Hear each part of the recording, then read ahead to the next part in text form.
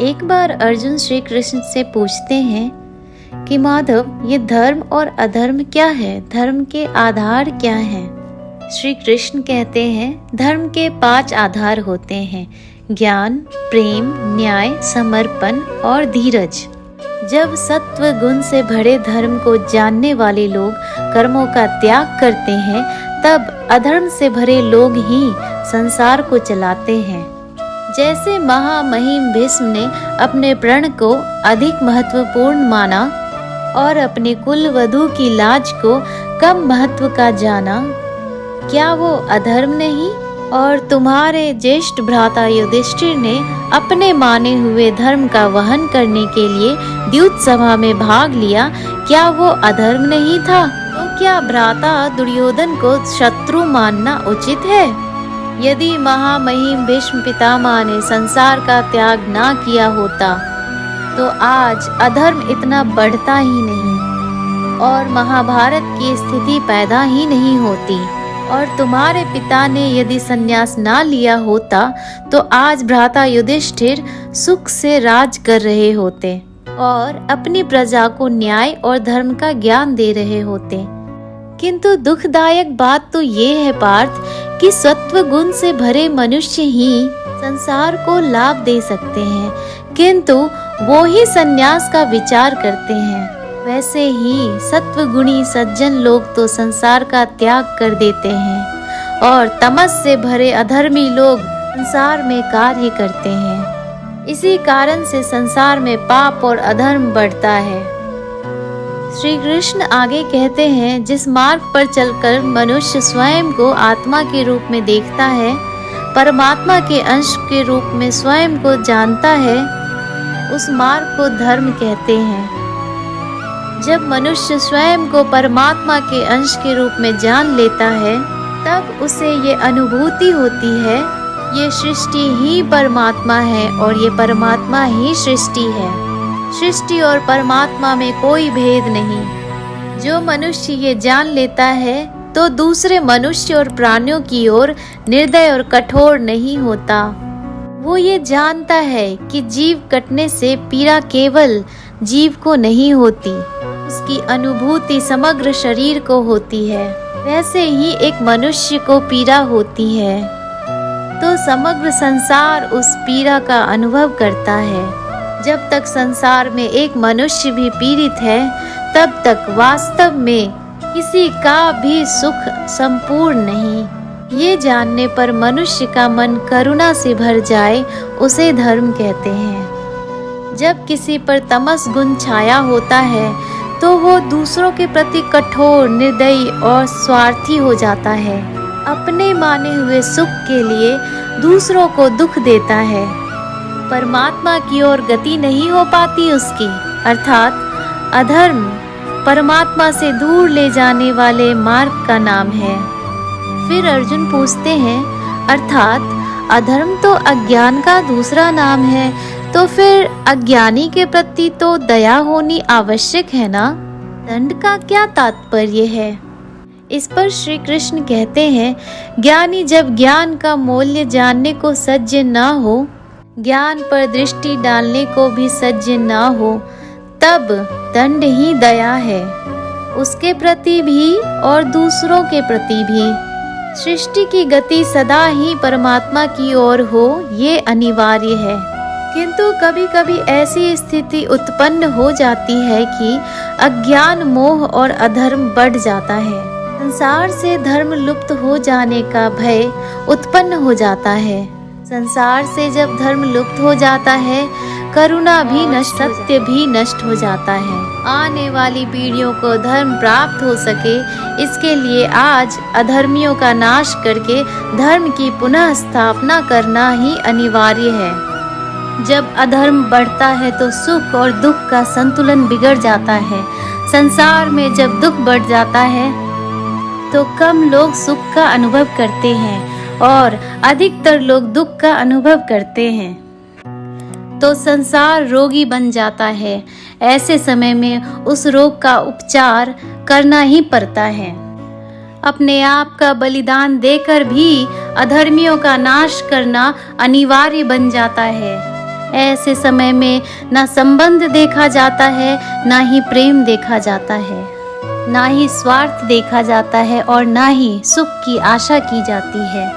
जब अधर्म बढ़ता है तो सुख और दुख का संतुलन भी बिगड़ जाता है। संसार में जब दुख बढ़ जाता है तो कम लोग ही सुख का अनुभव कर पाते हैं और अधिकतर लोग दुख का अनुभव करते हैं, तो संसार रोगी बन जाता है। ऐसे समय में उस रोग का उपचार करना ही पड़ता है। अपने आप का बलिदान देकर भी अदानी जैसा कर्म करेगा उसको वैसा ही फल मिलेगा। अच्छे कर्म करेगा तो अच्छा फल पाएगा और बुरे कर्म करेगा तो बुरा फल पाएगा। यही जो प्राणी के अच्छे बुरे कर्मों का अच्छे बुरे फल का हिसाब है, इसी को प्रारब्ध कहते हैं। कर्म का बंधन अवश्य निर्मित होता है, किंतु कार्य का बंधन निर्मित नहीं होता पार्थ। तो फिर कर्म और कार्य के बीच क्या भेद है, तुम्हें ये जानना होगा। सभी कर्म कार्य हैं, किंतु सभी कार्य कर्म नहीं। कर्म उस कार्य को कहते हैं जिसके साथ फल की आशा जुड़ी हो, किंतु जब कोई दुख की, संपत्ति की, प्रशंसा की आशा रख के कोई कार्य करता है तो वो उस कार्य के फल से बंध जाता है। जब किसी कर्म को फल की आशा से किया जाए तो उसे सकाम कर्म योग कहते हैं, और जब किसी कर्म को बिना किसी फल की आशा से किया जाए तो उसे निष्काम कर्म कहते हैं। इसी कारण से उसे बार बार जन्म लेना पड़ता है। वास्तव में मनुष्य को कोई कर्म नहीं बांधता, कर्म से जुड़ी आशाएं उसे बांधती हैं। फिर अर्जुन पूछते हैं, वो कैसे माधव? श्री कृष्ण आगे कहते हैं, यदि तुम्हें युद्ध में विजय होने की आशा है तो पराजित होने पर तुम्हें भीषण दुख होगा, और वो दुख तुमसे कोई अन्य कार्य करवाएगा जिसके लिए तुम्हें दूसरा जन्म लेना पड़ेगा। और यदि तुम विजय हुए तो तुम्हारा अहंकार बढ़ेगा और वो अहंकार तुम्हें विश्व विजय के लिए प्रेरित करेगा, तुमसे हत्याएं करवाएगा और उसका पाप तुम्हें बांधेगा। विचार करो, यदि तुम्हें इस युद्ध में ना विजय का मोह हो और ना पराजय का भय, तो इस युद्ध के अंत में तुम्हें सुख प्राप्त होगा या दुख प्राप्त होगा?